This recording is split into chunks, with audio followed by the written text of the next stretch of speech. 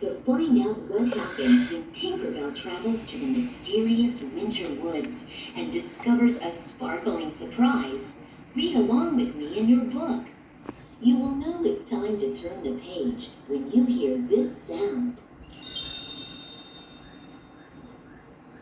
Let's begin now. For as long as she could remember, Tinkerbell had wanted to travel to the winter woods. There's a whole other world over there. So when Tink's fairy friend Fawn needed help taking animals to the winter woods, she quickly volunteered. When they arrived, Tinkerbell jumped over the border into the frozen landscape. Suddenly, her wings began to sparkle.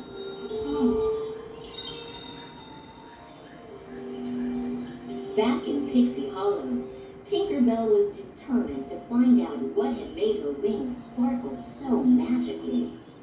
A fairy told her that she would need to find the keeper of all fairy knowledge. But he lived in the winter woods. Tink snuck into a basket so a snowy owl could fly her there. I'm going to the winter woods. The wintry landscape glistened in the sunlight as a group of owls flew toward the winter woods. It was a beautiful sight.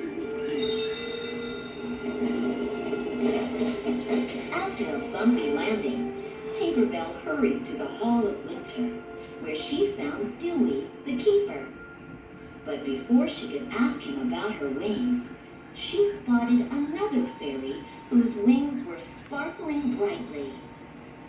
Tinkerbell then realized her wings were sparkling again too. Tink and the fairy, whose name was Periwinkle, soon learned that they had been born of the same laugh. That could mean only one thing. The girls looked at each other in awe. So we're sisters. Even though it was against the rules, Dewey told Tink and Perry that they could spend a little time together before Tink had to go back home. Perry introduced Tink to her friends Bliss and Spike. Then they all took an icy ride down a frozen waterfall.